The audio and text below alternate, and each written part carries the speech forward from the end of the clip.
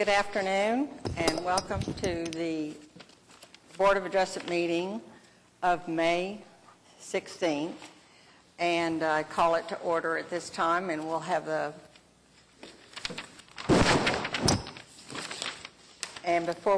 before we have anything presented, we'll have a few announcements. Have you all read your agenda and everything on the back of it? It tells you how to properly address it, to turn off all the devices, and to, if you're going to present something or protest, you need to fill out a little slip like this. And when you present your and the individuals presenting their application, after the clerk calls the agenda item, the case number, the applicant comes forward, gives the name and address, and if you're a representative of the applicant, to identify that as well, and then you are to present your application as you stated in your memos. And then we will then ask questions, and the different board members will ask questions. At that point in time, we will then ask anybody who wants to be heard on the matter or who has protested the matter to speak, and then if there is a protest or something like that, then the applicant will be able to respond. We're asking everyone to keep it to as close to 5 minutes as possible. We understand with all our questions and everything that the application may be longer than that. So we're here to receive the minutes. We need to receive the minutes of the May 2nd, 2019 meeting. Motion to receive minutes from the May 2nd Board of Adjustment. I'll second. Okay, we have a motion and a second to receive the minutes of the May 2nd, 2019 meeting. Please vote. The minutes are received.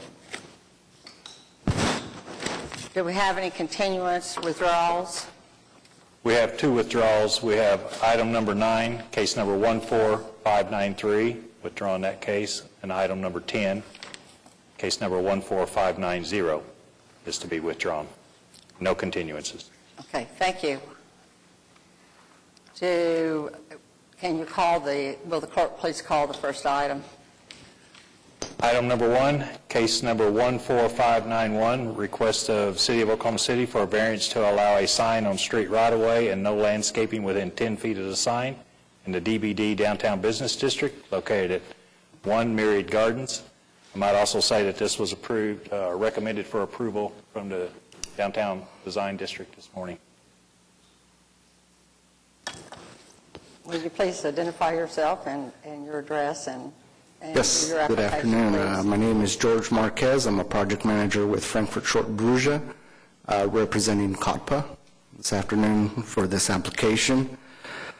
So to give you a little bit of history of this is that we actually had this case heard by the Downtown Design Review Committee in April, and so we had received some recommendations and comments from the DDRC and went back to the drawing board, so to speak, and came up with a monument sign that was, I guess, a little bit more aesthetically pleasing for the Cox Center. And so what these signs are public parking signs to basically capture drivers to come and park at the Cox facility. And these monument signs are proposed to be located on the east and west entrances to the Cox Center. You are asking for what variances? We are asking that these signs be allowed to be put in right-of-way so that they're highly visible, and we are not requesting a variance for landscaping. We have agreed to provide landscaping at both locations of these signs. So you're asking for a variance as to both the allowing of the sign in the right-of-way and no landscaping? No, just right-of-way. We are going to provide landscaping at both locations. Yes, ma'am. Is it going to be within 10 feet of the sign? Yes, they will be basically surrounding the sign. So yes, they will be within the 10 feet. Okay, your application said and no landscaping with 10 feet. Yeah, and that was the original application, and, since we had submitted that application, we actually have been sitting with the DDRC staff, and that's one of those, I guess, compromises that we made with DDRC to go ahead and provide landscaping at these locations. Okay, so it's amended to reflect that that is not in your request, is that correct? Yes, ma'am. Just to allow signs in right away. Could you go over the reasons for for the meeting the statutory standards that's set forth in the staff report? Say that again, I'm sorry. The reason for meeting the statutory standards, we have to show that it meets the statutory standards, and dealing with the hardship issues and the peculiar nature, if you could just go over those.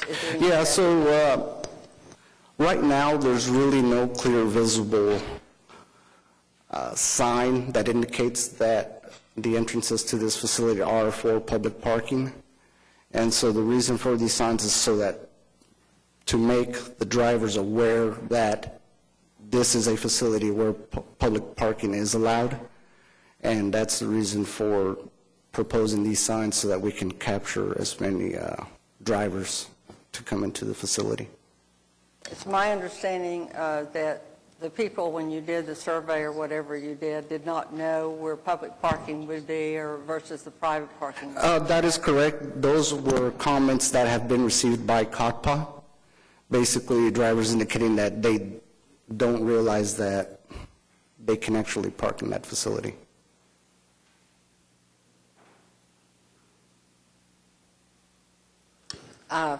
Board members, questions? Yeah, Of the applicant. those same people probably didn't know it was once called the Myriad also. But I could see where it could be an issue if you didn't know. Yeah, A I little don't know why hidden. they're You go down in the...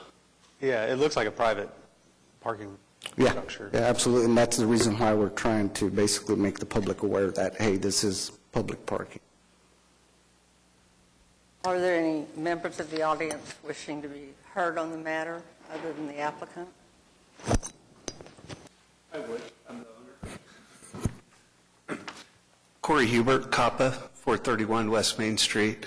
The monument signs, I don't believe we have I haven't seen the monument signs in the data provided to you. I can pass around the pictures of the monument signs that were provided to DDRC earlier this morning. Again, these were all passed out or provided to DDRC in a response to their displeasure of our pole-mounted signs last month. We believe a happy compromise was created. I'm sorry, they'll be passed around. We responded to their requests for monument signs countless times over the past 3.5 years. From many groups have stated that they did not know that COPPA garages were open to the public. This is in response to that, and also branding of our product.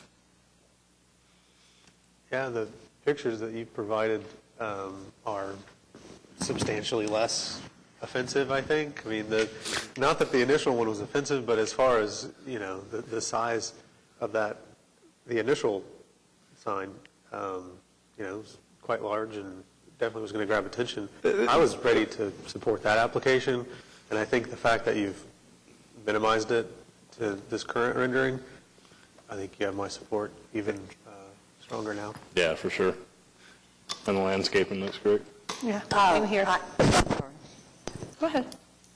I will weigh in on it. I remember I listened to the last meeting, not this one, but they were asking you to minimize some of those signage to make it look closer and not be in the way, and you honored that. And in fact, if not on the agenda anymore, it's one that were withdrawn. 2 of them were withdrawn because you're probably going back to the drawing board. But I agree. I think the way you've come up with the new design with the guidance of DDRC is very good. I'd move approval of case number 14591 for the reason that it meets the statutory standards for a variance. I'll second. And this is only with regard to placing it in the right-of-way and not landscaping. Second. We have a motion and a second to approve the variance to allow sign on the street right-of-way in case number 14591. Please pass your vote. The item has been granted. The variance has been granted. Thank you for your help. Thank you. Item number 2.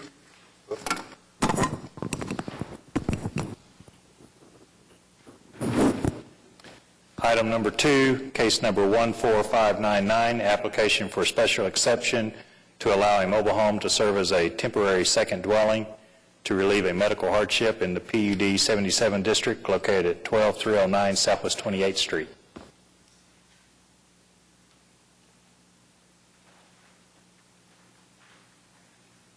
Thank y'all for seeing me. My name is Charles Good, and I'm wanting to put a second mobile home on my mother's property. Can you identify your full name and address? I'm sorry, please? Charles Ray Good at 12309 Southwest 28th Street. Okay. We're wanting to put a second mobile home on my mother's property where my wife and I can live there and continue to help take care of her. She just turned 81. After her second child passed away, I felt that I needed to be closer to my mother. Are you asking for a 3-year Yes, ma'am. special exception? Yes, ma'am. And I believe you have another mobile home, or what do you have on the premises now? I have a fifth wheel that apparently I'm not allowed to have. It come down to this. My sister passed away. I kind of just did what I had to do to be with my mother. And I mean, I purchased a mobile home. I'm ready to get the fifth wheel off of the property, and I'm ready to move forward to putting the mobile home on there and be legal. The clerk, your staff has reported that it's a recommendation that the application meet all the ordinance requirements for the grant of a special exception, and they have, in fact, met the standards of the special exception. Yes, it does. Board members, questions?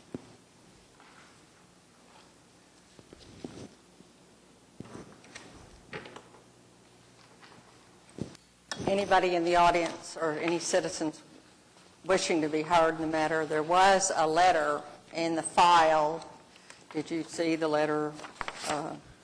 It didn't address the medical issue, but it addressed some other issues dealing Yes, with. ma'am. I have cleaned up the property, and I even took the step to mail the gentleman a certified letter. I have a copy of this letter apologizing that, and I cleaned up the property. I have pictures I took this morning that y'all are welcome to see of my backyard now.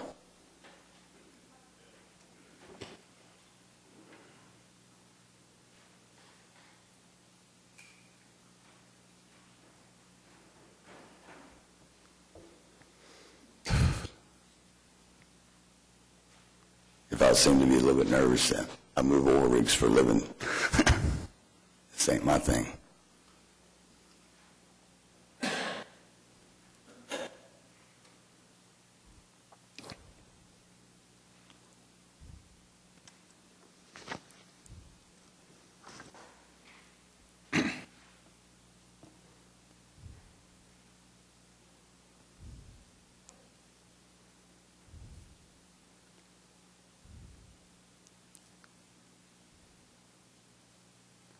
As y'all noticed in the pictures, there was a few piles of branches and stuff. As soon as it quits raining, I will intend to continue to improve my situation. Probably not this weekend. Nah, that's kind of, I've purchased a mobile home. I've worked on getting the property fixed up. In fact, my mother came to me during the winter and said, "Son, you got to clean this place up." And she knows who I am. So committing here that you will move that fifth wheel that's on there Yes. now? Yes. Okay. Yeah, I mean, I think, subject to that condition, I could approve this. I mean, I think adding another mobile home in addition to that fifth wheel, you would not have my support, but. Right, right. The mobile home, in fact, if anybody wants to buy a fifth wheel, it's going up for sale. I purchased a mobile home, a 14 by 70 mobile home. I've already contacted the mover and everything. I'm waiting for the approval of y'all to where I can move forward and the weather to quit raining. I will also support the application with those conditions, and also I am really pleased to see the pictures from this morning because the letter that your neighbor had sent, it was a concern. Yes, ma'am. Having a beautiful neighbor and having your neighbors happy is something Well, important to and I have the letter, if y'all care to, that I wrote the gentleman apologizing, giving him the opportunity to call me or visit with me in person, whatever I could do to make amends. Appreciate that. That's neighborly. I guess the only question I can support it to is how many years? Do you need the full 3 years? Probably. Yeah, I'm thinking probably full 3 years. Do you intend to store, I know you turned your hearing here into a Craigslist ad and tried to sell that fifth wheel, but do you intend to store the fifth wheel or any fifth wheel on that property? No, I mean, I don't know. I mean, yeah, my intentions is to sell it, but I have other places I can put it if that's what needs to happen. I mean, there is people in that neighborhood that has fifth wheels stored, but whatever it takes, whatever hoop I got to jump through, I'm jumping. Do you have I can't remember, do you have an acre of land or less Yes. than an acre? Yes, sir, it's 1 acre. Okay. He could store it there, not hooked up to electric, not hooked up to anything. Right. And being that he has an acre or more, it doesn't have to be on a hard surface. So it could be stored there. Right, and that's kind of what I understand that we couldn't enforce something like that if you're storing it there, but if you're going to represent to us that you're not going to store it there, I think that would make me more comfortable granting the variance. It's not there then. Okay. I mean, like I said, whatever hoop I got to jump through, I'm jumping. Yeah.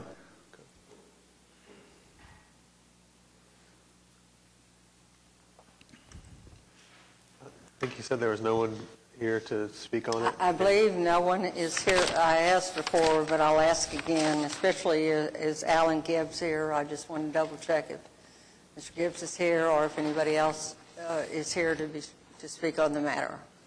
This will be my second time to ask, but I don't think we have anybody. I'd move approval of case number 14599 for the reason that it meets the statutory standards for a special exception. Second. We have a motion and a second to approve case number 14599 with conditions, special exception for a period of what did you amend? Did you provide them? 3 years. 3 years with a condition. I don't think I can put the condition in there, and so, I don't think you can either, really. Let's not do that. Okay. yeah, but it's just an Well, understanding. yeah, I mean, Yeah. and like I said, anybody wants to buy a fifth wheel, it's a really nice one. And, you know, if by some means he wants to contact me and says, you're storing this fifth wheel, it's offensive, I'll move it. We have a Yeah. motion and a second. We need to vote on the matter now.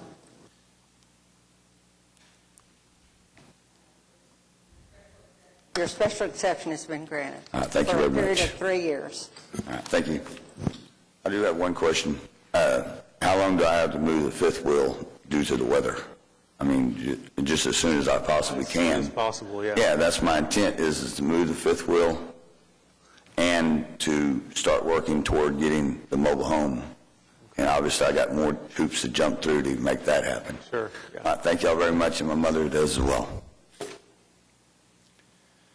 Item number 3, case number 14601, request for a variance to the maximum 1,000 square feet for an accessory structure and an accessory structure not being located behind the rear wall of the main structure in the R1 Single Family Residential District. located at 713 Ben Court. My name's Ernest Douglas Tharnish. Address is 713 Ben Court. This is Yukon mailing address. I'm West Oklahoma City.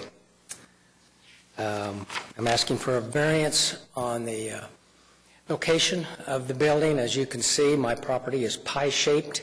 Most of the yard is on the east and west side. I need a little storage building over there to park some of the items that I utilize with my charity work.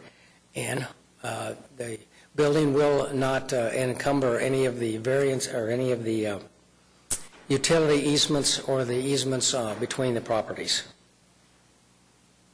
We need you to go a little bit further to discuss why your particular piece of property is peculiar, and to that particular position on how it's set up, and the lay of the land of your property, and why you would create an unnecessary hardship, and why it's the least minimum to provide that. Those are your statutory requirements that are stated in the staff report.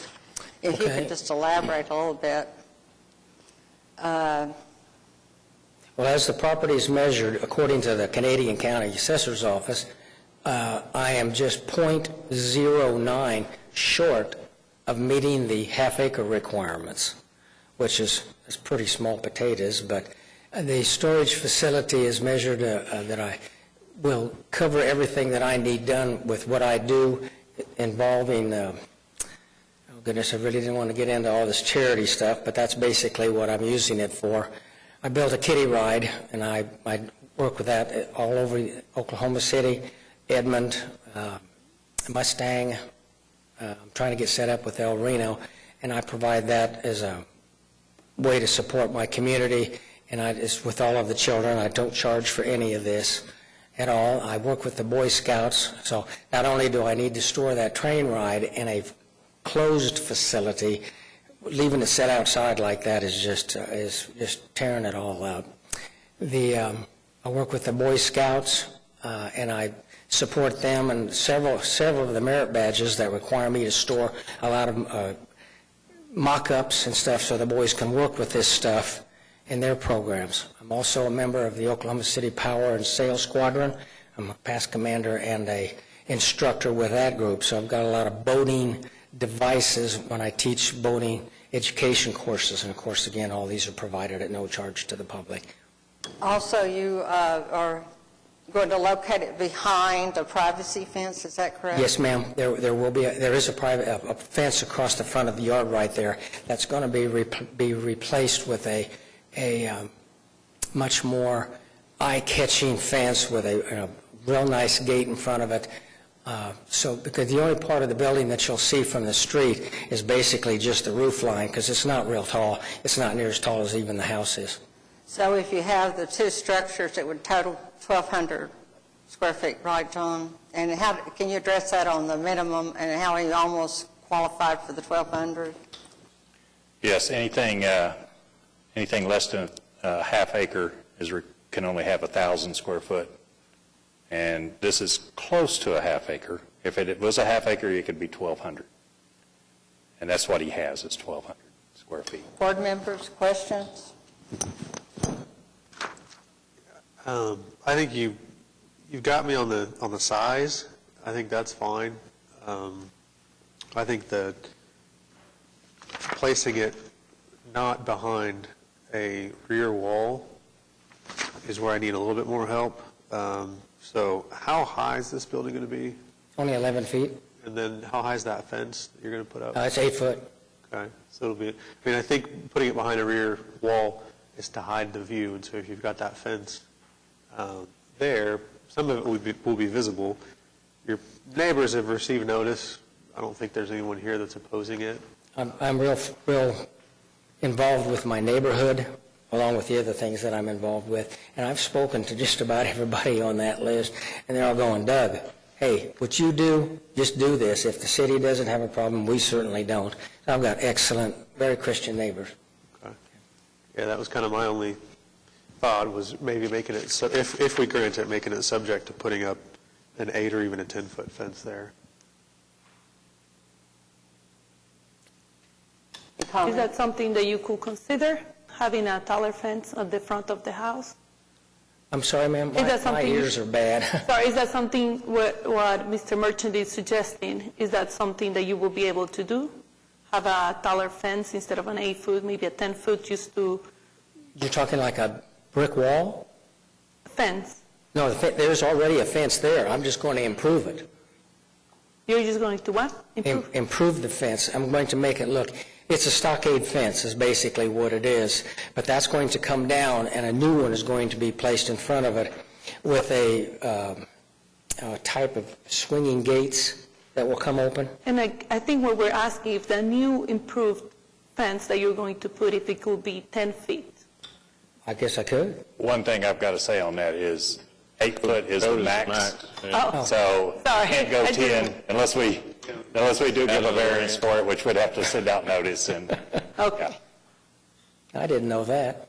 So I'm finding out a lot on this. I've never done anything like this before. Yeah, that would be the other kind of concern, is just the height there. I could get on board potentially with 8 feet, but Okay. Any citizens wanting to be heard on the matter?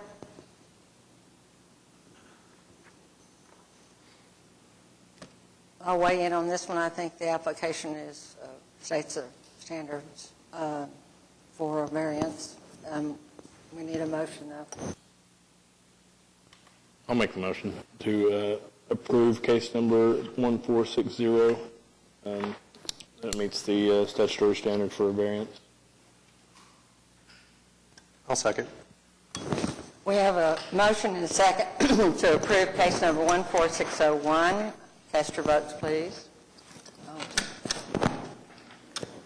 I'd like to thank you all for your time, and in particular, Mr. Wilson, for helping me through this process. I was certainly a lamb in the woods on this one. I knew nothing about what I needed to do here. Thank you all very much. no problem. Item number 4, case number 14602, request for a variance to allow barbed wire fence in the front, side, and rear yard area, and to allow a pipe and cable fence in the front yard area in the R1 Single Family Residential District located at 13240 Northeast 50th Street.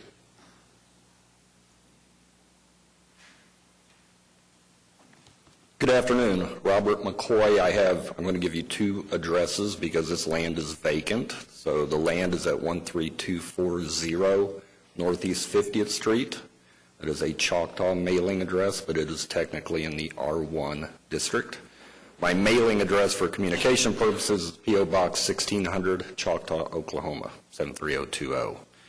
So I have a request here for 2 variances. One is to construct a pipe and cable fence across the front of my property.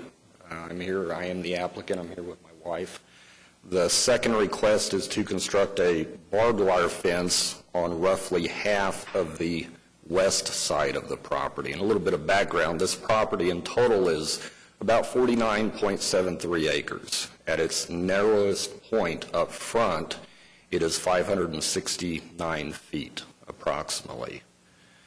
That is at its narrowest point. When we bought the property, we were unaware that it was in an R1 district. And so what you have out here, and there's an aerial view, and that's a very good view there. You can see that this does not give the appearance of a residential type setting, what you would see in the city. It is a very, very large piece of property. It is the largest piece of property in close by of the nearby properties. The nearby properties either have no fences, they have barbed wire fences, they have combination barbed wire chain link fences. I can see the edge of the R1 district right down the street. That is how close it is to being outside of that district. And so what we are proposing to do is to create or construct a pipe and cable fence up front, like I said. The alternatives by the ordinance are chain link, some type of decorative metal like wrought iron fence. Those are impractical for a number of reasons. For instance, and there's quite a bit more information in the narrative there, but For instance, a chain link fence is difficult to landscape around, is subject to damage from mowing crews who may come through there. It is difficult. Weed killer, of course, is obviously a possibility with that, but that creates unsightly dead areas, and it just creates the appearance of a compound, and we're not trying to do that. We are trying to better this property. We want to move out there. We want to retire out there. Decorative metal is very cost prohibitive. It is also difficult to landscape around just because of, by the ordinance, the pieces of iron have to be so close together that you can't get around it very easily to landscape. Same holds true with wood fences. Picket fence would just really not be secure. It's subject to hazards, it's subject to wind, it's subject to fire.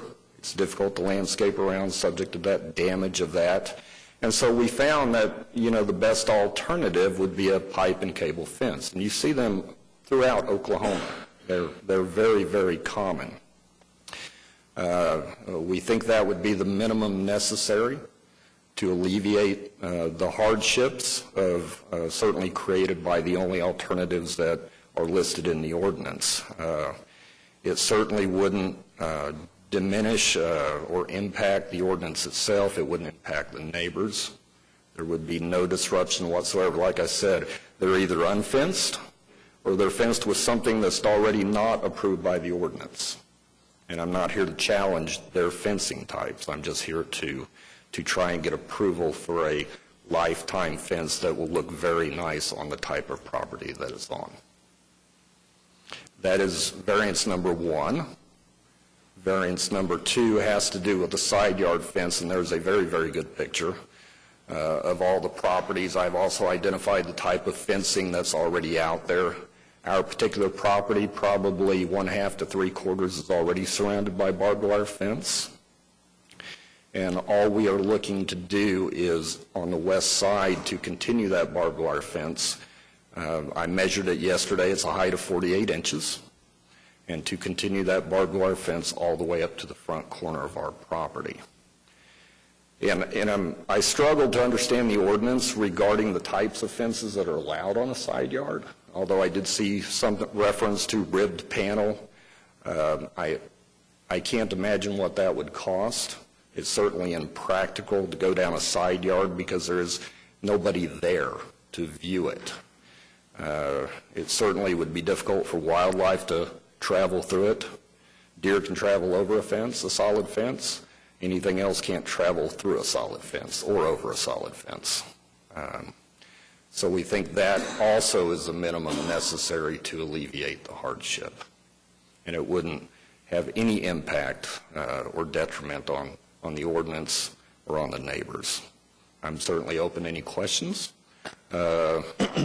concerns, anything you might have. I had one question Yes, ma'am. regarding, you had stated in your, and I will say your application was very well Thank you. prepared, and I appreciate you Thank you. addressing all the Yes, standards ma'am. in each variance.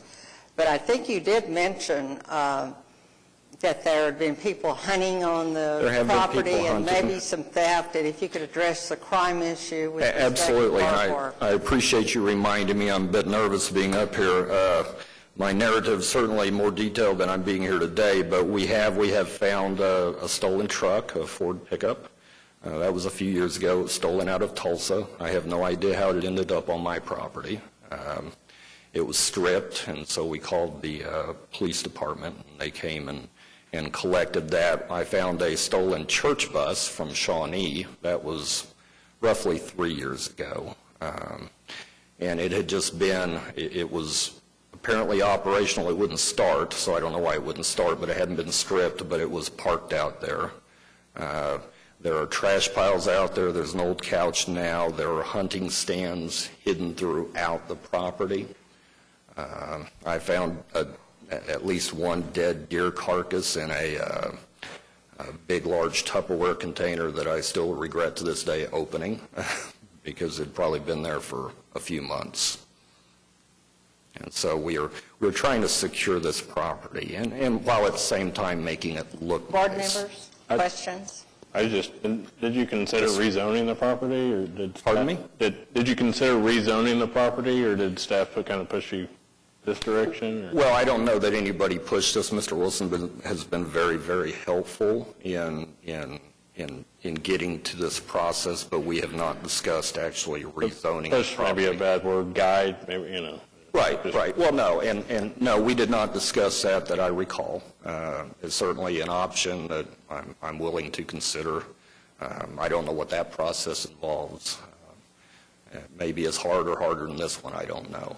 But certainly it is a very agricultural setting out there throughout.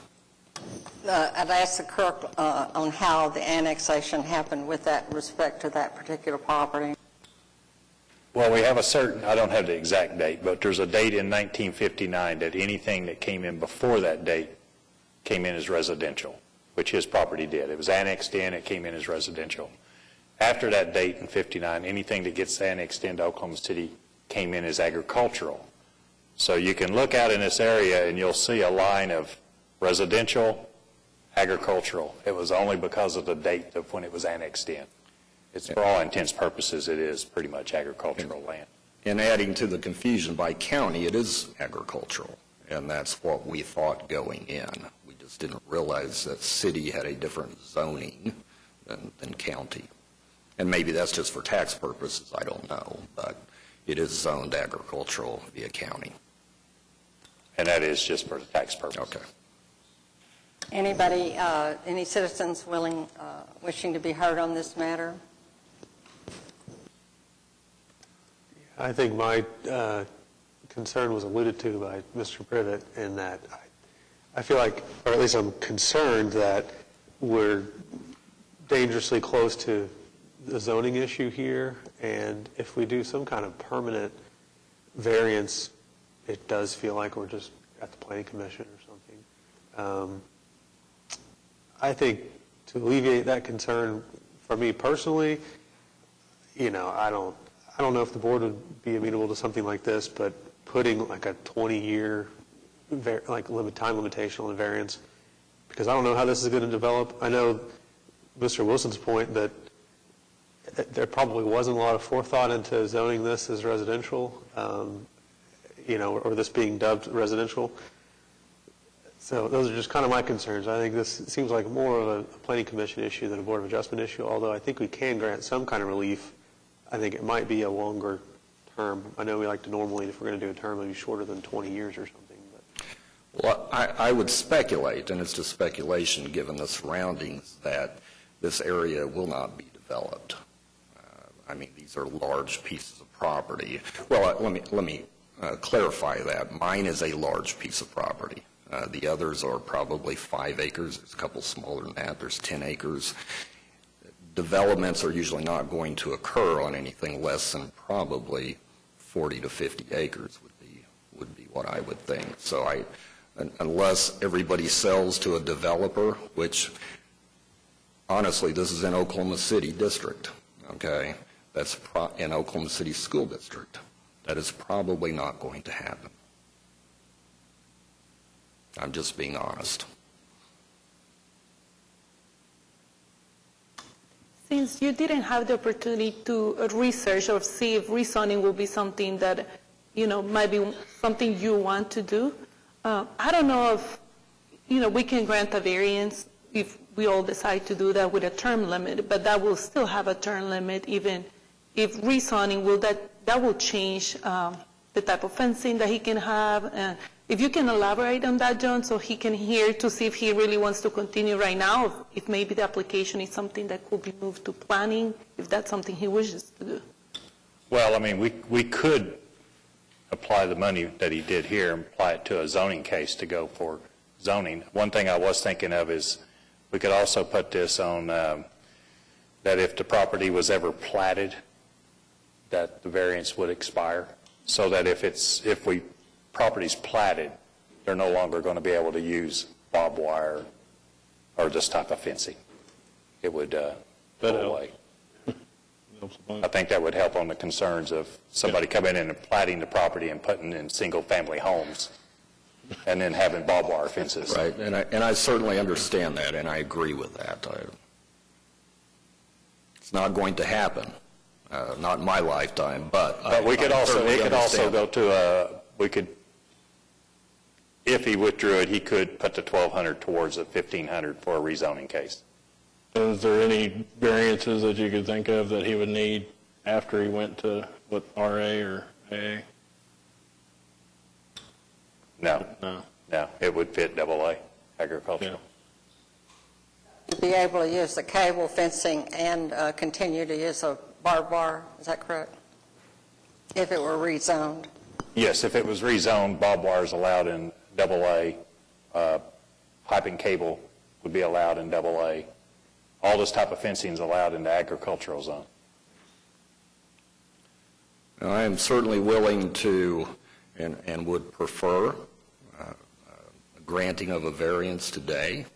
This is a difficult process, when you're standing out here at least, but I certainly don't mind then, probably in the near future, because our plans are to move out there within 3 years of seeking to rezone that property, and I would be more than willing to pay the other $1,500 to go through that process.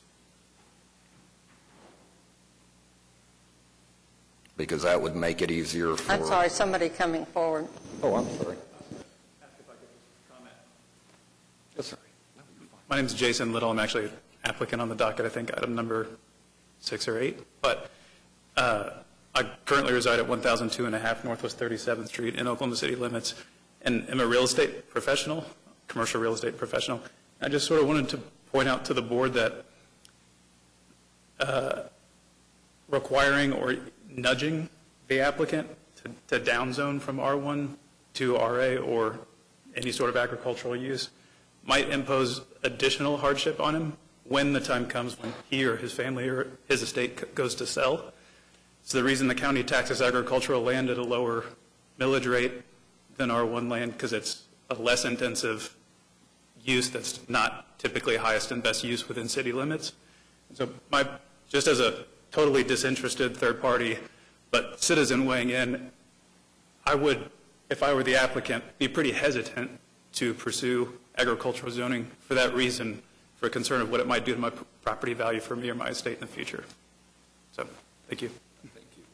Yeah, and I think that was, Kind of the same concern that we have. yeah, which is in 5 or 10 years, you know, are you looking at more trouble having it zoned AA or residential? You know, that's what I'm trying to kind of think through in advance to determine whether a variance is going to actually help you or hurt you. Right. Well, in 10 years, I intend to be retired, still sitting there, hopefully for another 30 or 40 after that. It's unlikely, but that is my plan. My only way in on this, sometimes with the issue, you do not object to the condition on the play if it's ever platted, the variance expires, right? Is that what you said? Anyway, my way in out there is that's very agricultural out there. When you go out there, you feel like you're in some kind of cowboy story. You know, it's all very rural. You have the barbed wire fencing and all of that, all in the neighboring areas, brushes and all that, Yes. and large pieces of property. As it currently stands, he has barbed wire fencing on your property, Oh, correctly? And when you absolutely. moved in, you had it. Probably a half to two-thirds of that property was already barbed wire, as are many of the surrounding properties. And you're just wanting to extend it I am. to where Yes. it connects with your Yes, ma'am. gable, Yes, ma'am. pipe and gable, and personally, on terms of chain link fences, I can see his argument with regard to chain link fences. I know you, but I'm just weighing in. I think it'll be a while before you're going to see that. But I understand you wanting to do it to expire, though. Sometimes those conditions are hard to find when they do occur, though. And I would suggest changing a pipe and cable fence would be pretty difficult because it will be in concrete. A barbed wire fence is fairly simple. Those are just T-posts driven into the ground. Pipe and cable fence is permanent. I mean, anything can be removed, but it certainly would be difficult for almost 600 feet to remove it, but it can be done, yes. I think I can support it with the plat restriction. That was my main concern, being that large of a plot of land and that big of a variance would, sometime not even your Absolutely. fault maybe, it just might fall into somebody's other hands. Something See could that happen they can- tomorrow. Yeah. Yeah, I agree. Is that a motion? Sure. I'll make a motion to approve case number 14602 on the basis that it meets the statutory requirements for variance. Is that what the condition you were talking about? With the condition that if it's ever platted, that the variance is, null and void. I'll second. Okay, we have a motion and a second to approve case number 14602, the two variances for the barbed wire fence in the front and the right side yard and the pipe and cable fence, and conditioned on the, upon platting, if it was ever platted at some later date, that the variance will expire. So given that, we need to vote on it. The variances were granted. Okay, thank you, As everybody. conditioned. Yes, ma'am. Thank you. Item number 5, case number 14603, request for variance to the minimum 300-foot lot width in the RA Single Family 1 Acre Rural District located at 11320 North Sooner Road. Hello, my name is Shazia Itik. I am representing Dr. Naeem Taikali. The address of the property is 11320 North Sooner Road. And we are asking for a grant of variance. Since this property, they have bought it to build their house on it, and but they found out they can't. He didn't do any investigations when he bought the property. Nobody mentioned, that he can't. So, that would be the hardship, that they can't build on this property, I guess.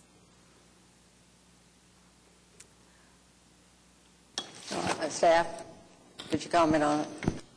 I will say that this was approved by Planning Commission and City Council, just like it shows. My only assumption was maybe they did it thinking it was going to have a street going into the property and then splitting off 1 acre parcels. But code requires 300 foot of frontage. Yeah. And it was approved that way by Was that City fairly Council, recently, Planning or has it been a while? It's been, that picture that we're looking at right now, that was the case, whatever that case number is. If you move it down a little bit, Cindy, there we go. That's a fairly old PC case. It's probably back in the 90s. Yeah, okay. Anybody wanting to be heard on the matter?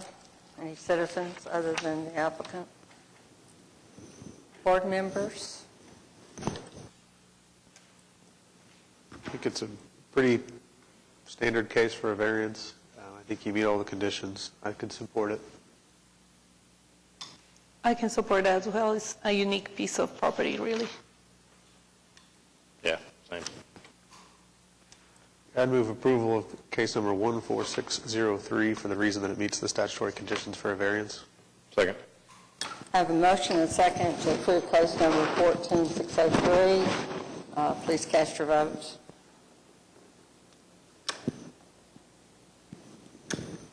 It's been your Thank you so much. Item number 6, case number 14604, request for a variance to the minimum requirements for hard surface parking in the R1 Single Family Residential District located at 3005 Venice Boulevard.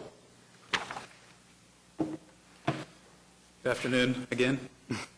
I'm Jason Little, currently residing at 1002.5 Northwest 37th Street in Oklahoma City, and I'm the property owner at 3005 North Venice Boulevard.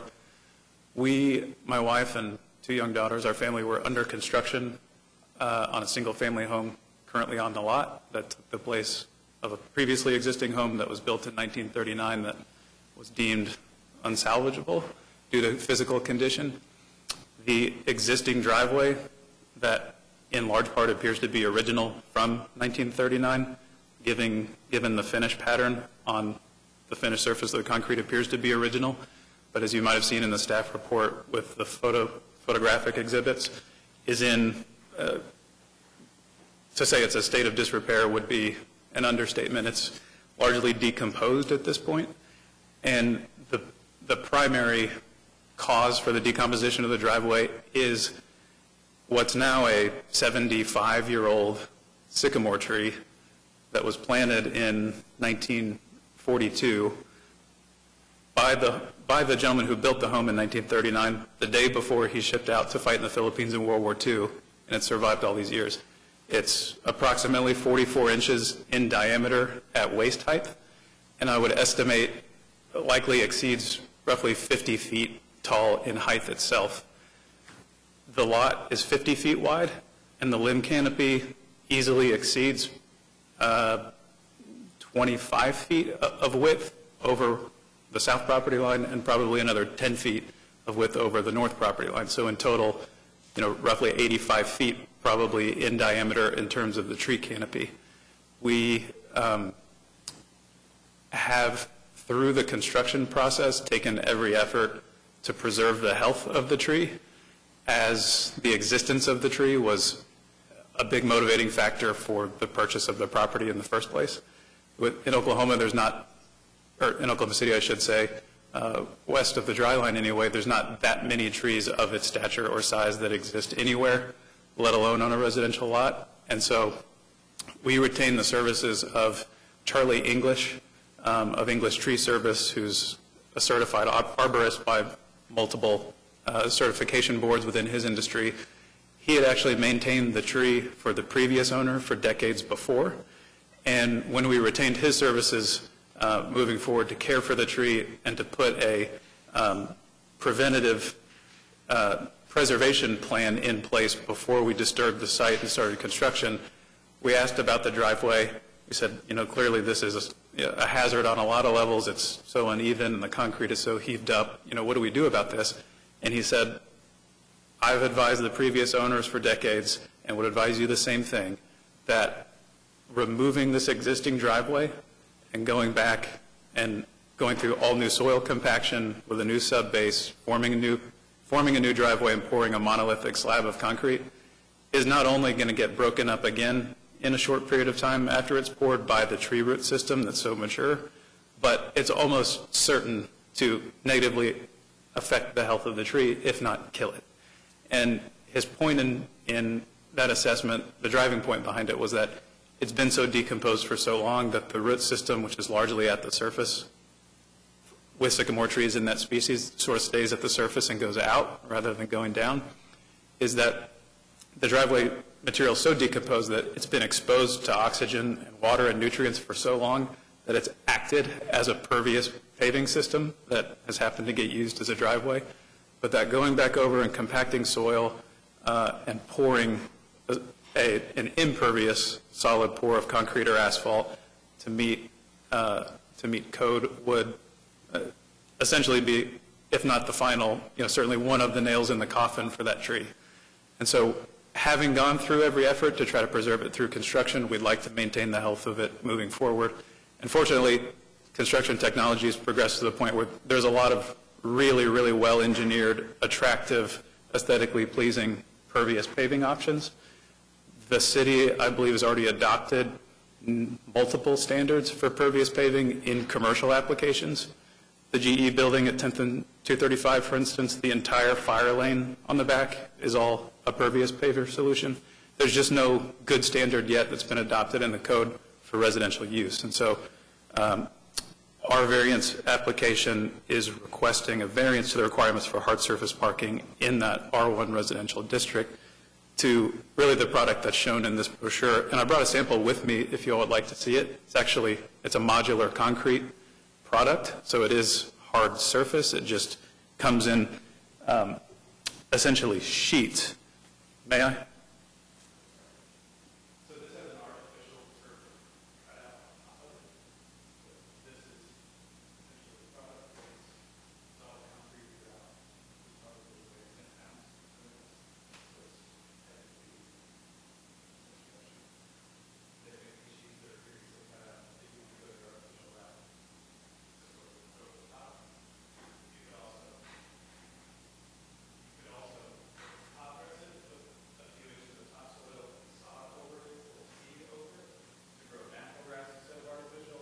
They also have an engineering and design standard in the manufacturer's brochure that includes gravel infill between the modular concrete blocks.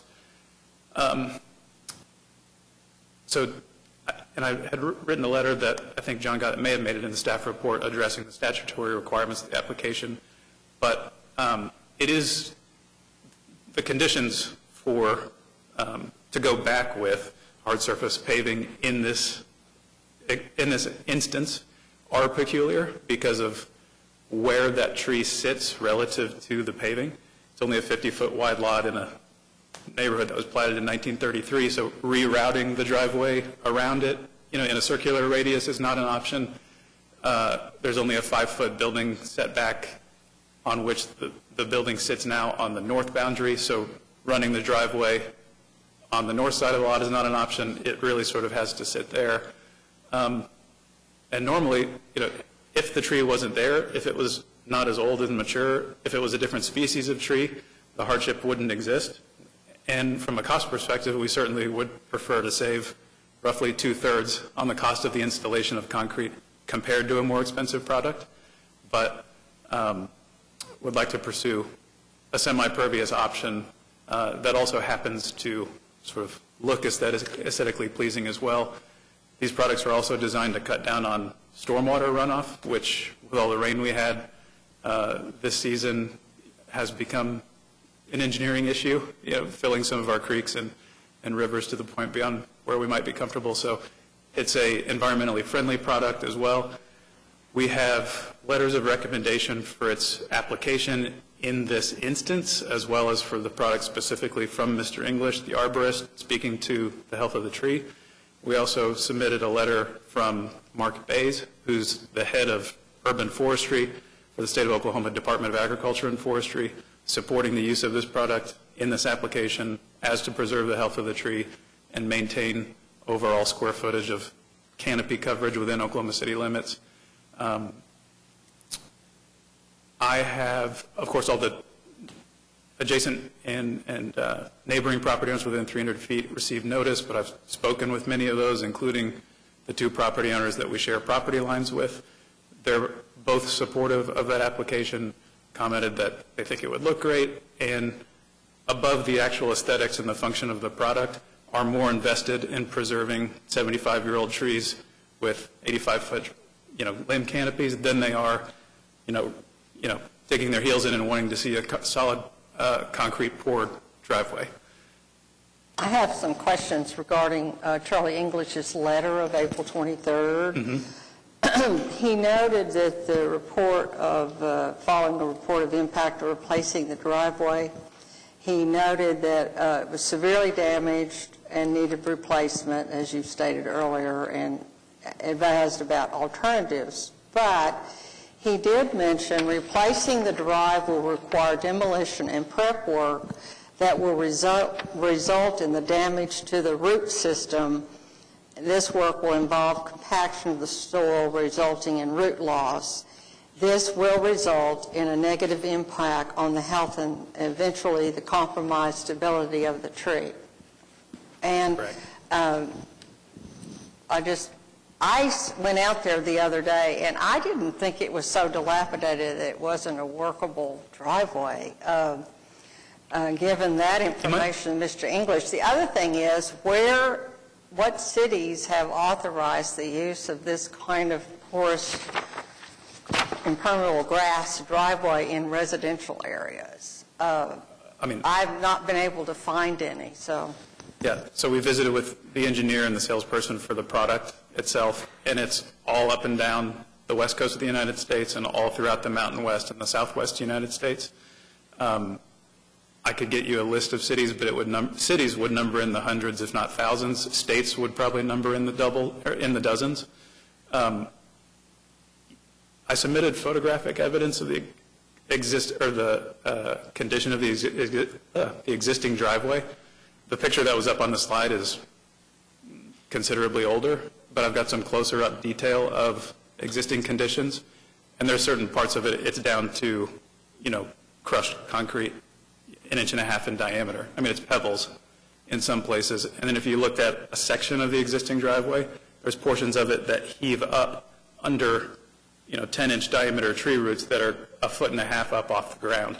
I mean, it's really not safe to walk on for trip hazards, and it's really uncomfortable to drive on as well because it's so uneven. I'm sure this is going to come up as they do lead adoptions of lead ordinances and codes, but and I'm in favor of something that's environmental like this. I think it's a great idea to help the storm sewers and others, but John, do you know where this kind of driveway will be permitted in the commercial areas? You mentioned a couple places. I couldn't tell you exactly where, but I know that we've approved some in some of the PUDs and SPUDs for parking. So there has been some approved through Planning Commission and City Council during PUD zoning where you can write it into the zone. Board members, questions? If I might address your question from Mr. English's letter, I don't think he would represent himself as anything other than an arborist when it comes to writing formal letters.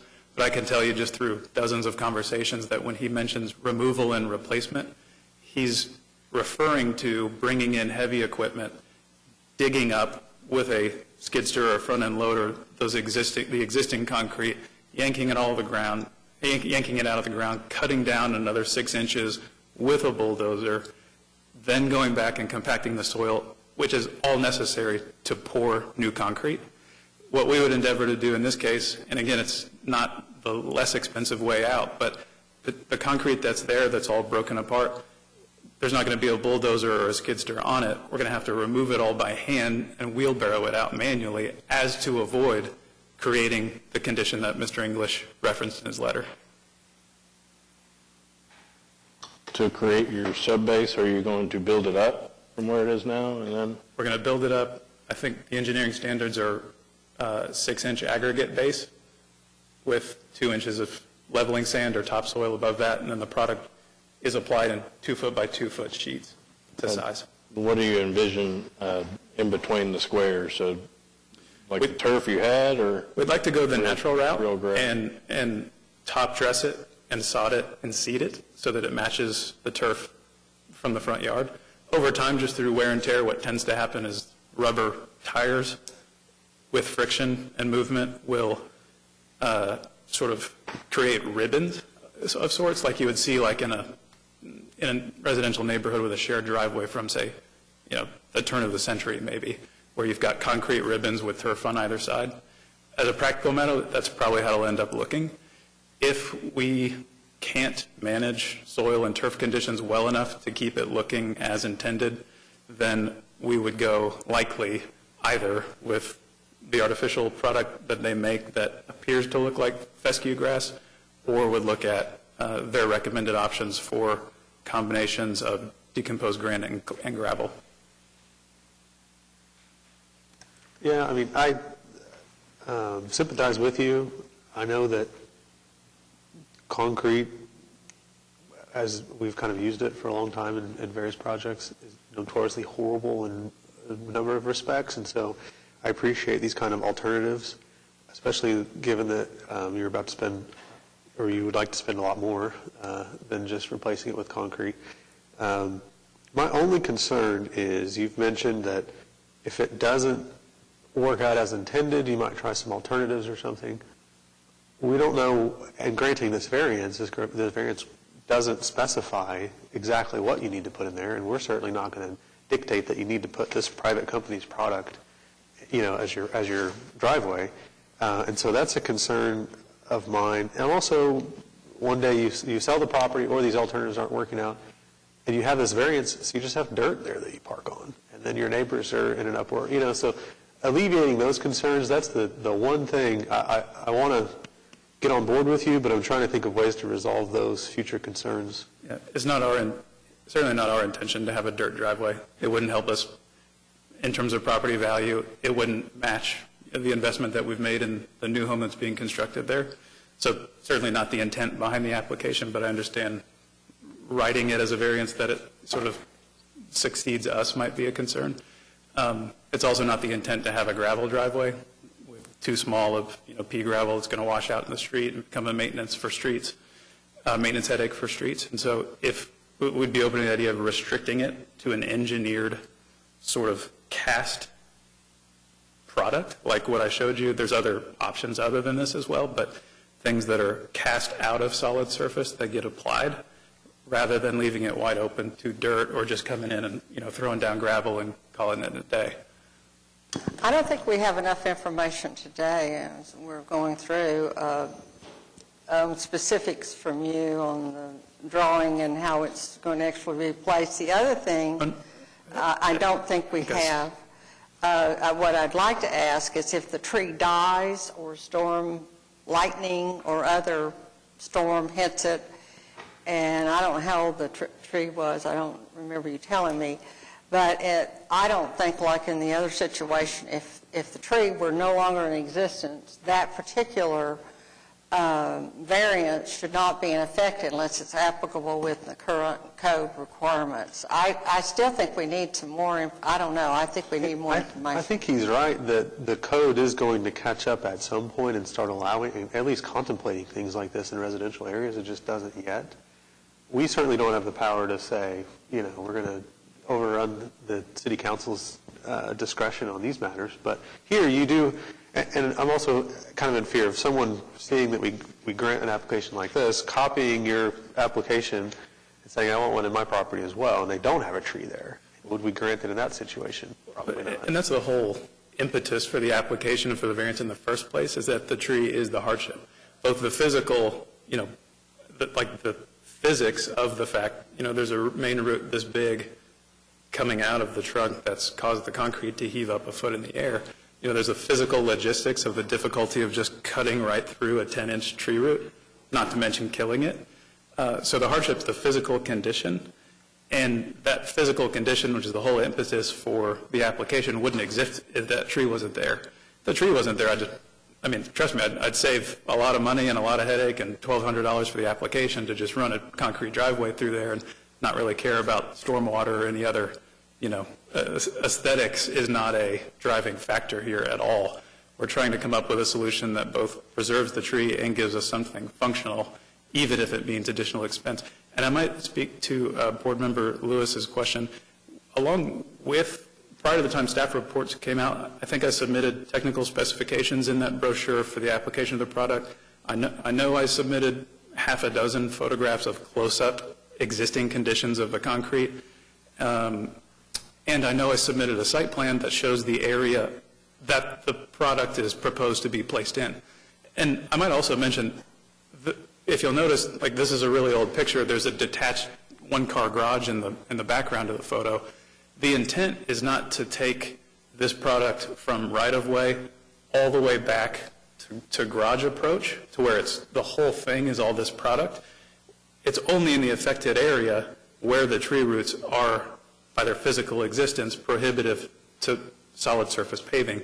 And that condition ends really at the corner of the house. So it'd be the southeast corner of the house.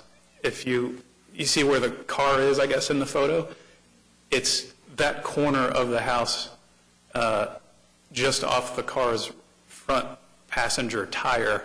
That's really where that site plan shows that material stopping.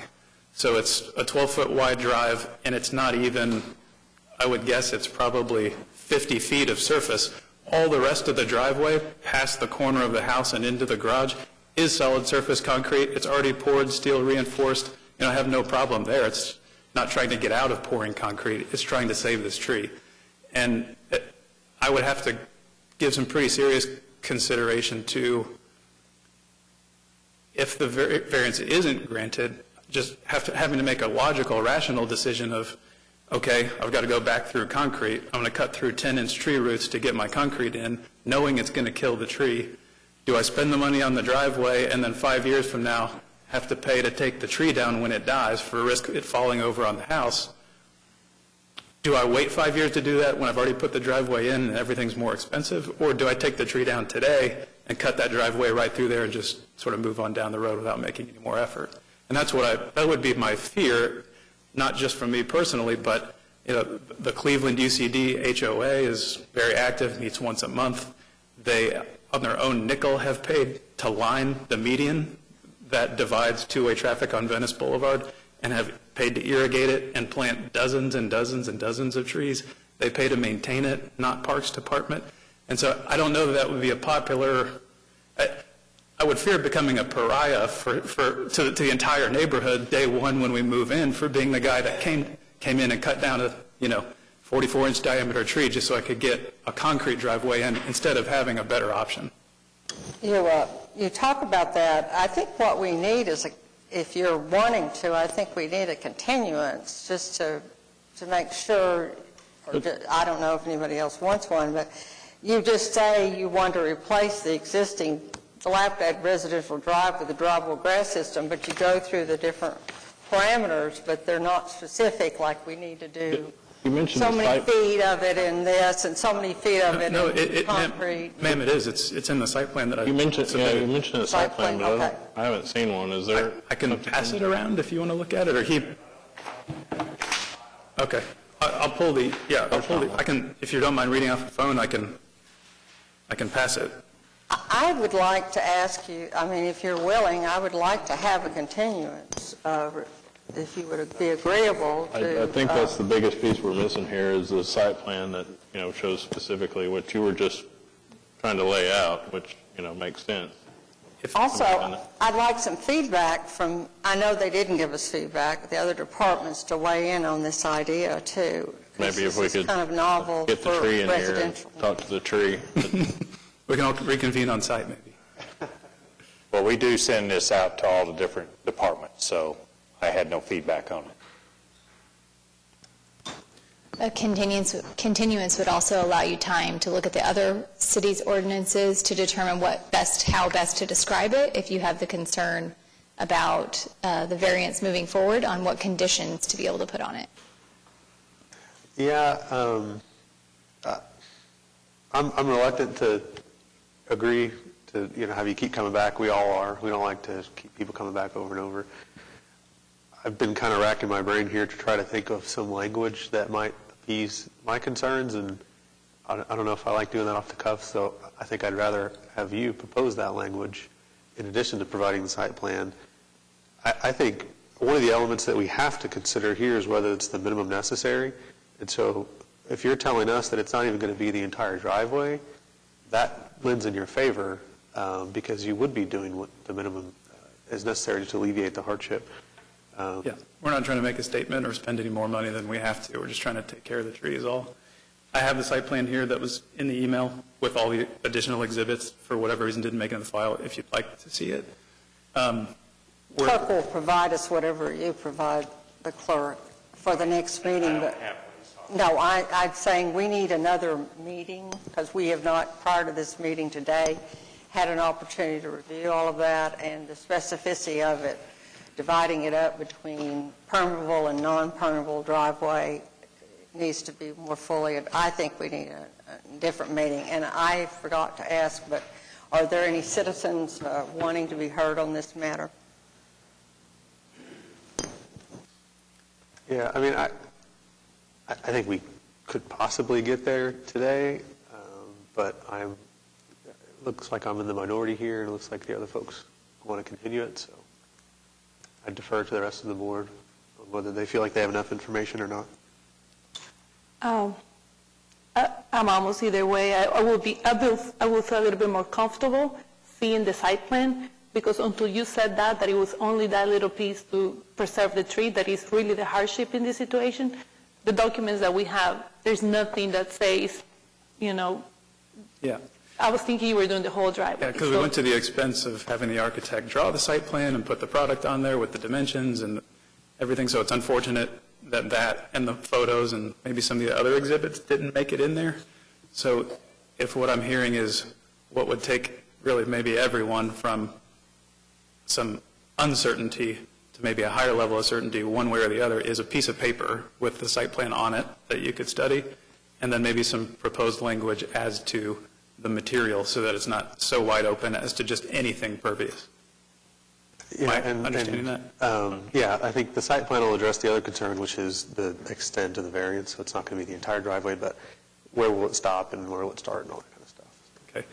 I might, and this is not your problem, but we're probably like 2 weeks in from final inspection and moving in. And so, and this is just, I guess, a little bit of naivete speaking, but for that site plan review, is there any type of administrative process or otherwise that would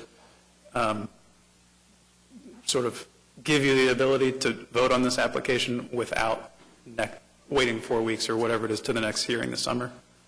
Our next meeting is June 20th. Is 2 weeks from now? Okay. Happy to do that. I was under the impression it was a month from now. So.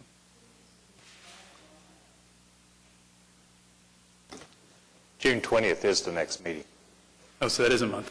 Yeah, we're going into the summer months where we only have one meeting a month in June and July. And that was my concern, so that's why I was asking if there was a less formal, public, timely way to do that? I can't think of a way we could do some kind of remote meeting. I mean, we've got Open Meetings Act obligations and stuff that I don't think we can get to outside of a meeting that's been scheduled for a certain number of time and all that kind of stuff. An electronic copy of the site plan right now is not I've an told option. you I would probably be satisfied looking at that, and if the board could agree on some language that addresses my concerns, I'd be satisfied, but that's only one vote. I'd be willing to amend the application to prohibit 100% dirt or gravel. Okay. Yeah, I mean, it depends on the other board members, whether they're kind of what their temperature is, but. Would you have it here? We're all here right now? Would you like Could to see- we, receive it, and put this on the end of the docket and come back to it?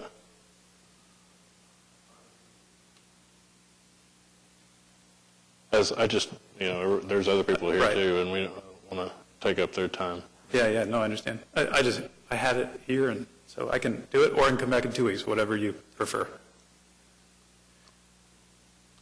Just email it to us.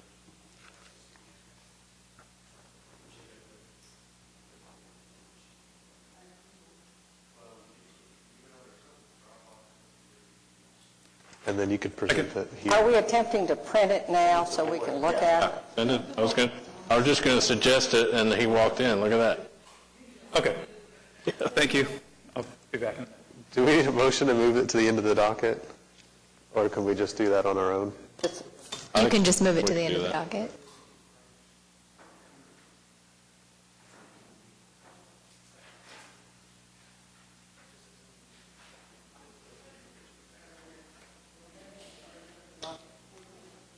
We're moving to the end of the docket. And going Okay, forward. so item number 7, case number 14605, request for a variance to the minimum 25-foot front yard setback in PUD 738 district located at 6717 Northwest 157th Street.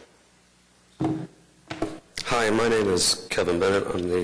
I reside at 15812 Montague Drive, coincidentally just around the corner from this. I am the construction manager for all foundations for Home Creations, and I'm here representing Montague Properties. We're requesting a variance from the minimum 25-foot front yard setback. In this case, my contractor poured it at a 20-foot setback. I can only assume when I talked to him that it was because 20-foot setback's about 90% of what we do. And even though it was clearly marked on the site plan, for some reason he just didn't see it. Coincidentally, he's actually there today putting a house right there in that vacant lot. And I texted him a picture of the proceedings. I told him he should be here, but here we are. Is he on the same building line as you? I told him, make sure that one is at 25 foot, or I am making him come to the next Board of Adjustment meeting. I unfortunately don't have any samples of any cool pervious concrete to pass around, but I've been doing this for around 10 years. It's around 4,000 houses, and this is the second time I've been in this room, and it's all coming back to me now. I went out there, my navigation system really didn't know where I was, but so I don't know if it's fully dedicated or not, but anyway, and it's an old navigation. But I couldn't tell if such a minor encroachment, I really couldn't tell. All the properties are pretty close to each other, and they're pretty close to each other. When we started that particular house, there was nothing around it. The city's booming right now. I've pretty much filled up that block. There are other PUDs out there. I build on them all the time. It seems like in the last few years we've started doing 25-foot setbacks on corner lots, and then we have a row of 20-foot setbacks next to it, and it's really not all that noticeable. Anybody interested, anybody wanting to be heard on this matter other than the applicant? Board members, other questions? I know we are, well, I'll start with, we don't like to kind of be the board of correcting people's mistakes, especially, I'm a litigator in my private practice and litigate these issues, and that seems like a more appropriate venue a lot of times for these cases. This one doesn't seem too egregious. I know that the chair went out there and said it wasn't noticeable to the eye. I know we've declined and denied variances that are not much larger than the one that's requested here. And what's cutting against you is this is a perfect rectangle. I mean, it's not, this isn't something that's on a cul-de-sac or something. And so I've never seen one outside of a cul-de-sac. It was really, when it came back on the mortgage inspection, I thought they'd made a mistake because I've seen that before too. And like I said, I live around the corner. On my way home, as soon as I drove up to it, I knew. And it was ready to close at that point. We have a homeowner in the house. And at that point, there was nothing I could do but start working on the paperwork to be here. So.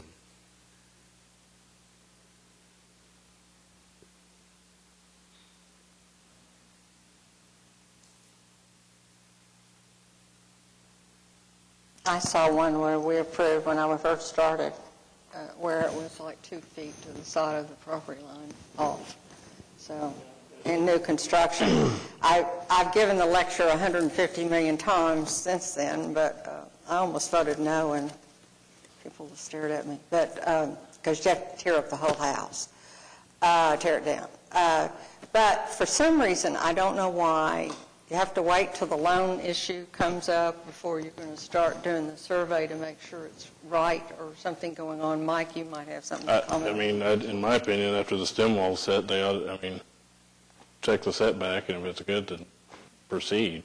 There are some municipalities that do check that at the foundation inspection. And it just seems like we're missing that step or something, because we see too many of these cases where they're just outside of the building line. There's no reason for it. I mean, they're not purposely trying to, make the neighborhood look bad. I really don't see that, but it's just, there's just so many of them. yeah, and the fear that I've expressed multiple times is there's not a lot of negative pressure to avoid these kind of things because they can come before the board and get a variance. So.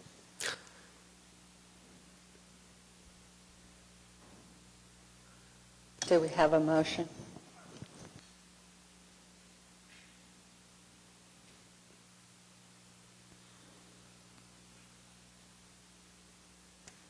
I think, fortunately, the chair went out and looked at it and said it wasn't noticeable, and that's the only thing that could arguably have me supporting a motion to grant it, but I'm only one voice. Yeah, I just, wish there was something that we could do to, minimize it. It seems like the city inspections, some process should be able to fix this problem pretty easy, I would think. But, telling somebody to bulldoze a house just because it's 4 foot outside of a building line is kind of tough. Mr. Wilson did tell me you guys see these all the time, and I mean, I manage our foundation crews, and this is the first time I've seen this on a square lot. I've only seen it one other time on a cul-de-sac. And that's another thing too, most of the time when we see them, it's on a cul-de-sac, and you know, they disregard the curve or the radius, and they just put it out there and call it good. Well, as part of what I do for a living, I actually go out and find all the property pins and mark everything for my... I'm a surveyor too, so oh, yeah, I understand totally. I carry a Sean stat and all that good stuff. So, and I know it probably doesn't make any difference, but the funny thing is the contractor that made this mistake is my best one.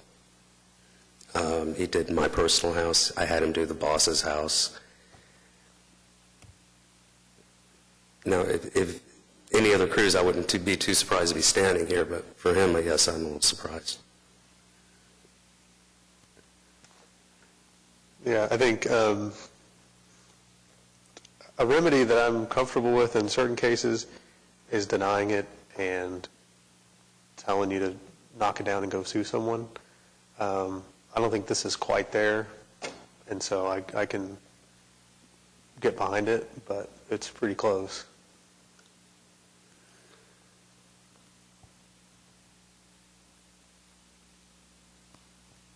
It is something that in the future, I have been checking this since this was brought to my attention over a month ago. Like I said, 90% of what we do is on a 20-foot setback, so in the neighborhoods where I do have a 25-foot setback, I have been checking it. I was in Midwest City this morning when their setback's standard 25 foot, and I made sure to check that. But you get a little paranoid after this. Well, we'll see what the board does. I'd move approval of case number 14605 for the reason that it meets the statutory conditions for a variance. I'll second. We have a motion and a second to approve the variance, the minimum 25 front setback in case number 14605. Please cast your votes.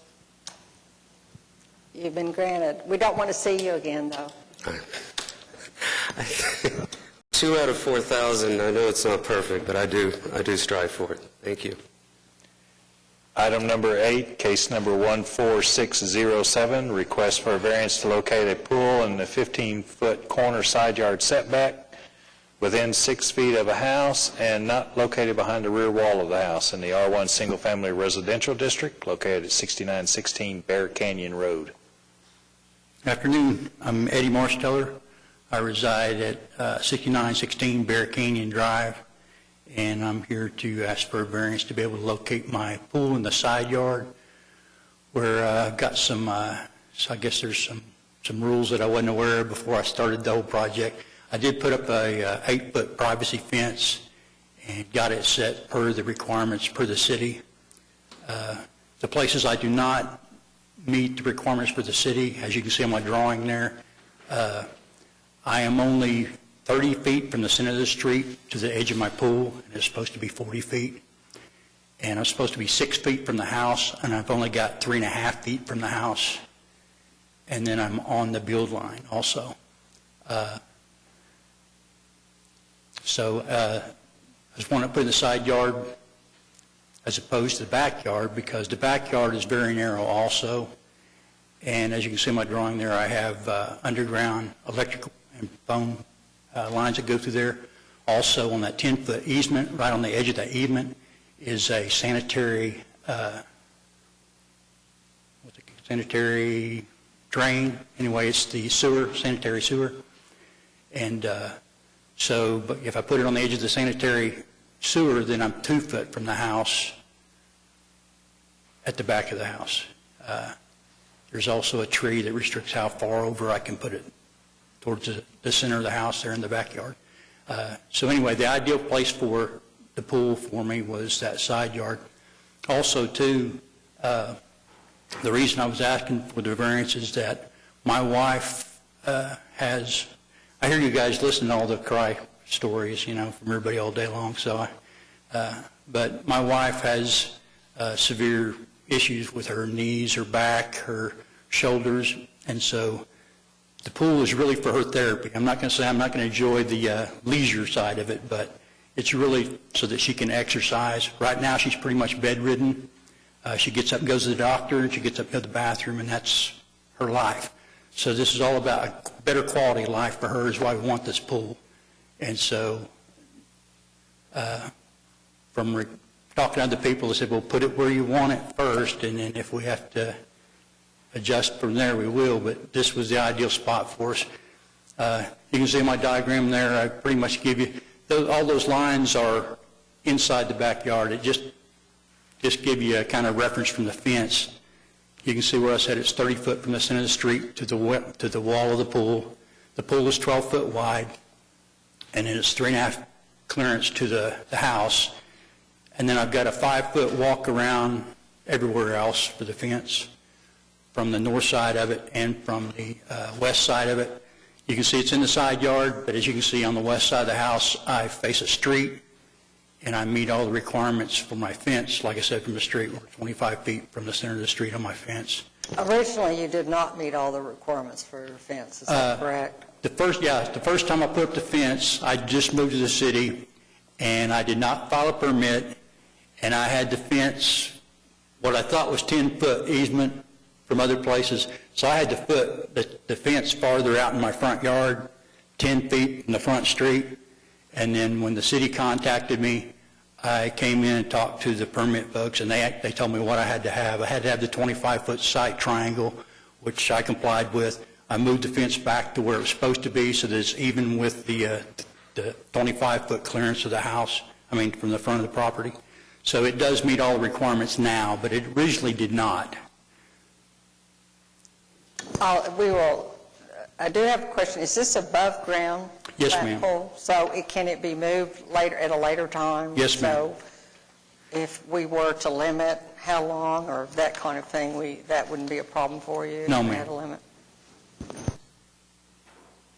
That was my concern. And there's the picture of the back of the yard. As you can see where it would be. So. Yeah, I was looking at it and thinking there's no way that I'd feel comfortable with something permanent sitting in there, but if it's above ground, I might be able to get behind it. So. Okay. I also agree with his comments. I feel more comfortable knowing that it's an above-ground pool and that the fence meets requirements now, and it won't, it'll stay where it is. So. We do have someone, Mr. Wilcox, is signed up to be heard on this matter. If we could allow him to speak at this time.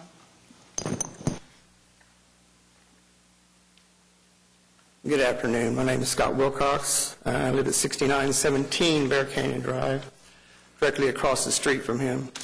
When he originally put that fence out, it was much further out than it is in the picture there. And our driveway, when we tried to back out, we cannot see down Fawn Canyon, which is that street right there. So we don't know whether there's someone coming down that street where we can back out and go eastbound on Bear Canyon. We also have to pull forward quite a bit to see going down Bear Canyon whether there's somebody coming out. Plus, I've been to pull out and look down that direction so much we don't see the cars, might not see the cars coming around the curve to our right, which is on the north end of the intersection. Which they often come around not at the speed limit. Now, we're not here to review the fence. We're here to review the application. Right. For the above ground. So I find it a safety issue for us in being able to see around the intersection with that fence pulled out further than what it is now. But it's not being pulled out further than it is. The city asked him to move it back, so... It's been permitted in its current state by the city. I think maybe there was a prior application or something where there was a variance maybe sought for the fence. That's no longer on the table. So the only thing we're considering here today is whether he can stick an above-ground pool behind that fence. As the fence exists now? As the fence sits right now. Oh, okay. Correct. Yeah.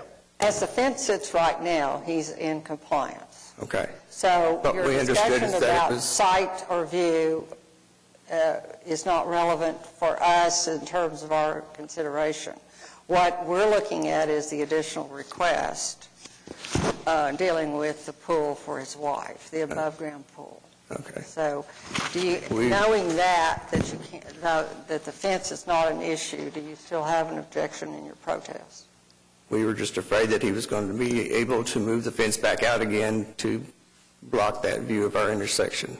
I understand If he's that. not doing that, then he That was wants to my- put the pool in, that's his. And I apologize to you guys and to you also for your We time. need to have you approach and Okay. I'm sorry. speak separately, I wanted not to at the same... apologize to No, Manette. they We don't haven't talk been to very each other. neighborly. Oh, I'm sorry. You all do not discuss, you approach Yes, the board and talk separately. So one at a time, please. That was just my main issue, is that the fence did not get extended, and it was not clear in here that what he was planning on doing. And he never said anything, so as long as that fence stays where it is, I'm fine with that. And if he wants to put a pool in, that's fine too. Thank you. Okay? Thank you. Anyway, what I was saying was I didn't talk to them. We had been very neighborly since the fence originally happened. And so I apologize to you for that and also to my neighbors for not being able to communicate. I did talk to the other lady, April, and told her what was going on, and she was okay with it. But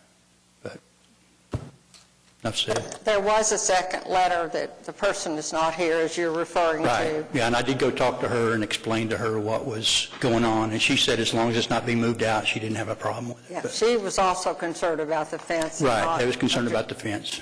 Okay.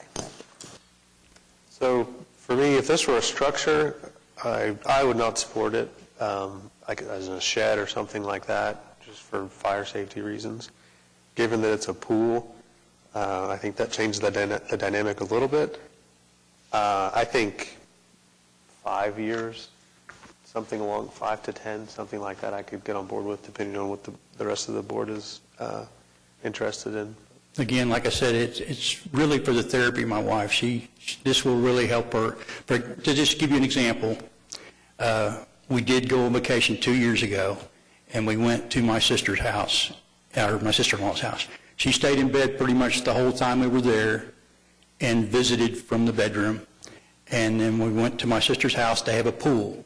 And she got in the pool, and she was able to stay outside 6 hours that day in the pool because it takes all the weight off of the parts that hurt.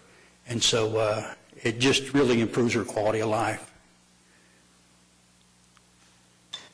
I will also feel comfortable supporting this application. Yeah, 5 to 10, I'm same with you. Could it be 10?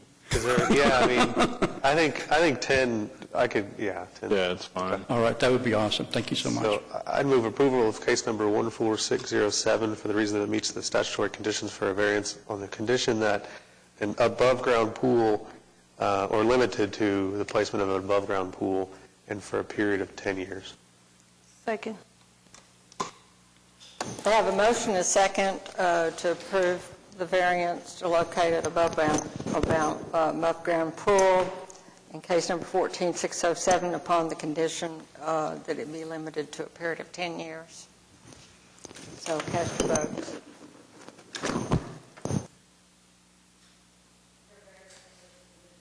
Thank you. Variance as condition has been granted. Thank you for your time. Thank I have you. a deep respect for what you guys deal with on a daily basis, so thank you.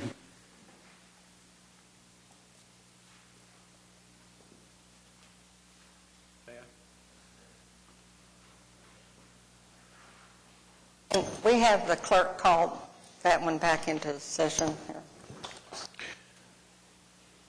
We have case number 6, item number 6, case number 14604, request for a variance to the minimum requirements for hard surface parking in the R1 Single Family Residential District located at 3005 Venice Boulevard. So I included two of the maybe half dozen photos that I submitted in the email, two probably most telling of existing condition. Yeah. And anyone's more than welcome to drive their own vehicle up on it for themselves and see what it's like, but there's, I drive farm roads that are smoother. Yeah. So I think keeping it in its existing condition is really just, Drive my again, truck on it, but probably not my car. right, not only uncomfortable, but, certainly a trip hazard, if not a safety hazard beyond that. And then, so in addition to those, the photo that's sort of a section of the driveway, looking at it from the south side towards the tree, you can see that stone wall, which was also built with the house at the time the driveway was poured, and you see how far it buckles up into the air. That's basically the diameter of that tree root pushing on all of that stone and concrete from underneath. And so as time has gone on, water gets in, freezes, expands, contracts, and that's sort of the result. The third sheet in the stack is a copy of the site plan that we emailed to staff along with these photos with the rest of the exhibits. And you'll see that we're intending to maintain the concrete approach in the right-of-way up to the property line, not seeking a variance there in the right-of-way. It's just inside the property line. And then you'll see that the proposed semi-permeable paving surface only extends really to the edge of the tree canopy, which hits at about the southeast corner of the house. Everything from that point west up to the finished floor of the garage is already new concrete, the steel reinforced that's been poured and completed that meets all standards adopted under the code. It's roughly 2/3 concrete, 1/3 semi-pervious. And the semi-pervious portion is just limited to essentially under the tree canopy as you've seen shown on the driveway, on the site plan. And as Board Member Merchant and I sort of discussed, we're perfectly happy to amend the application to prohibit the use of 100% sub-base or gravel surface.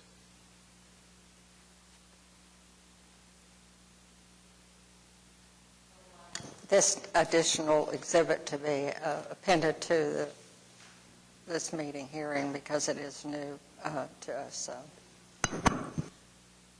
I think you said from the property line to the southeast corner of the house. Is that correct? I believe that's correct. On the site plan, there's a change in the coating of the material used on the driveway. The solid is concrete, and what looks like pavers is the proposed. Yeah, I can kind of see the hatching. It's really hard to read. I'm kind of feeling old now.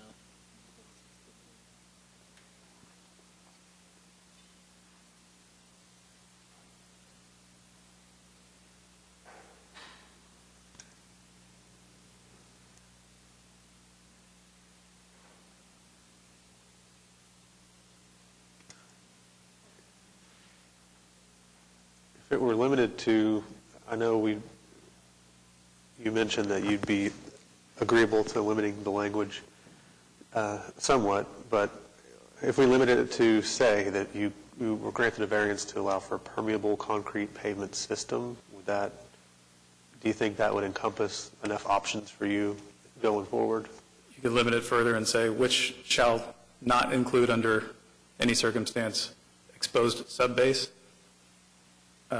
dirt, for lack of a better term, or 100% gravel. We don't intend to open it as wide as a gravel drive or a dirt driveway.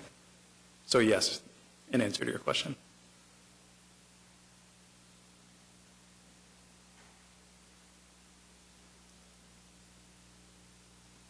I do feel more comfortable after seeing the site plan and having a better idea of where you're planning to use this product. If we're still living there 30 years from now, and the tree gets struck by lightning, and I've got to take it out, and the driveways needs replaced at any point in the future, we're going back with concrete. I would like want to go through this again. I would like to have it conditioned as long as that sycamore tree is in place. because if it's not in place, then there's no need for the variance anymore. Yeah. Still want to talk to the tree. Yeah.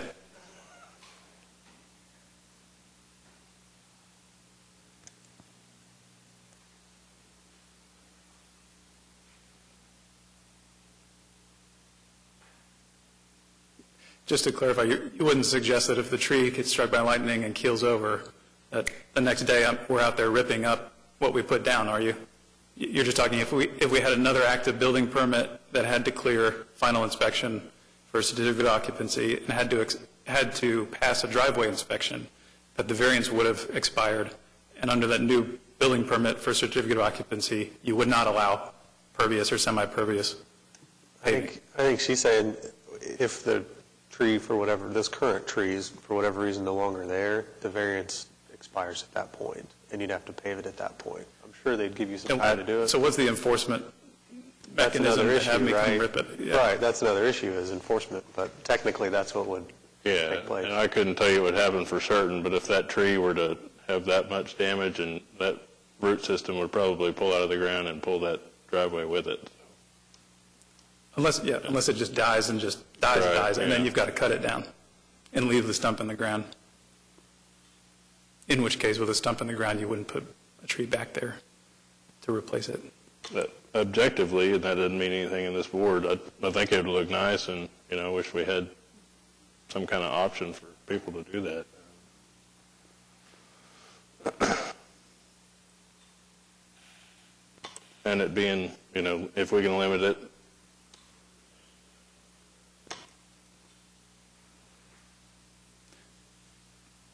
I think he did mention if the next building permit were regarding a driveway or something were to be requested and the tree is no longer there. I don't know how the wording should be. Are we fine with the materials and the sufficiency and particularity of the materials that he'll be utilizing? Yeah, I am. I mean, I'm not sure if we can even address that concern just because of the nature of the variance that we'd be granting, right? So the nature of the variance is you just don't have to have a hard surface. That means anything can go there. And so I don't know if trying to enumerate a list of things that we think can go there is really the way to remedy it. I think just saying it's limited to a permeable concrete pavement system. Which shall not include dirt. Yeah, even I don't like to include, shall not be this, or this, because then we leave out inevitably some things, and so I'm just kind of happy with it, with this language. I'd be a little reticent to wholeheartedly make the representation that the intent would be to, if I could go back to modify the application to limit it to the life of the tree, because how do you define that? I mean, there's thousands of linear feet of branch up in that tree canopy, and what if one little piece is left still green? Is it alive? That may get sticky. I agree. I think it's kind of the best that we have to work with if you're wanting the granting of a variance, particularly, it sounds like if you want the chair's yes vote or approval vote, it's just an uncertainty that's going to have to come with the variance.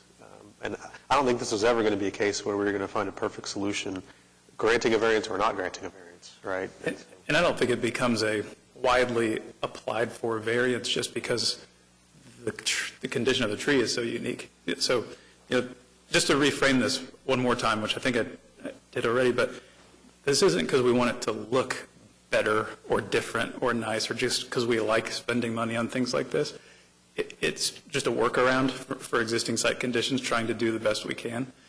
And if that tree weren't there, there's nothing about, although, yeah, I agree with you, it looks great. I mean, it's going to look great up there, but that's not even part of the motivation for the submission of the application.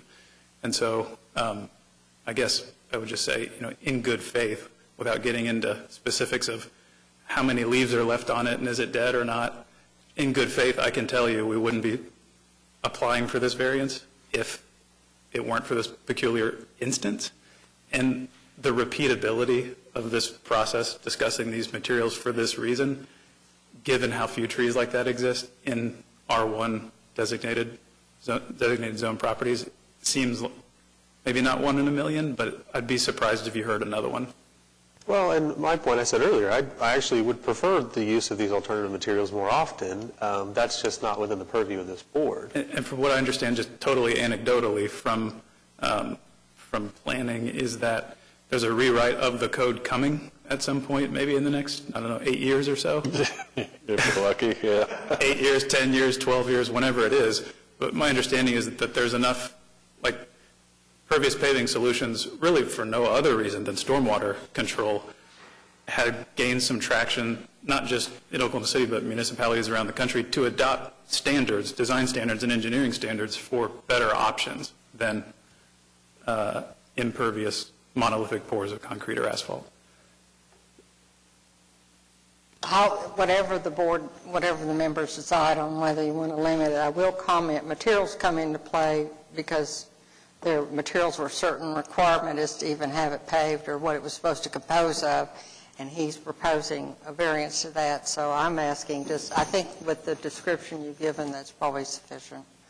Concrete, permeable, whatever you did. If board other members didn't feel like the 10 years is significant, then, or the life of the tree is too vague. So whatever you all decide. Do you have a preference on the life of the tree condition on this end of the board? Again, let's get the tree in here and see what he thinks he's going to live. I might and I sort of hinted at this, but if we didn't have an open new construction building permit that required final building inspection for certificate of occupancy where life safety and trip hazards might come up in the driveway, if we just bought this house and the driveway looked like that, I might even roll the dice and just put it in without asking for a variance because it's the building permit that kind of precipitated it. And so, I mean, I'm probably speaking out of, Yeah, you might stop while you're ahead. Yeah, no, I'm speaking candidly, but I think if we went around and looked at every driveway, paving surface in the city for people that haven't been required to pull building permits, it wouldn't even come up. Well, the reason you're getting the variance is because of the tree. So, but for the tree, you wouldn't be getting the variance. Correct. So it is significant in terms of your application. Correct. So life of the tree, is that a condition you guys would want on? I mean, I'm kind of 50-50 on it, but I appreciate the chair's concern that is a core of what allows us to even grant a variance is the existence of that tree. So. Yeah, I bet the tree outlives me. I mean, and somebody's taking care of it, obviously. If the tree's had an arborist for decades. Yeah, and we can even put that, obviously, the life of this tree, and the tree being there is basically, like we said, why you're here. And if there's something on the works, maybe even here in 18 years, if the zoning changes, at that point, they'll be in compliance anyway, so. Well, I'd move approval of case number 14604 for the reason that it meets the statutory conditions for a variance subject to the following conditions. One, the applicant only use a permeable concrete paving system or pavement system. Two, as long as the current sycamore tree that exists on the property is in place and alive. Three, the variance is limited from the property line to the southeast corner of the house. Second. Okay, we have a motion and a second to approve the variance as stated with the conditions having met the requirements as stated by the motioner. So let's all cast our votes. It has been granted. Thank you all. As conditioned. Understood. Thank you.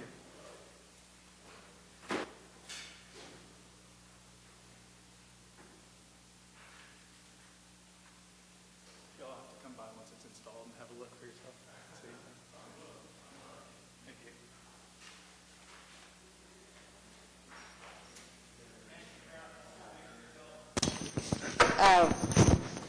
Let's see, we have the next cases are withdrawn as earlier. Do we have anybody wanting to make any comments or regarding anything? We will be voting on the chair and vice chair at the next meeting. And, So- and we have a new board member being confirmed Tuesday's It's council coming. meeting, right? Yes. I will ask that the chair, that the clerk put that at the end of the agenda for the next meeting, so the election will occur at the end, after the meeting, at the end, and then they will start serving as chair in July. Yes. We are adjourned.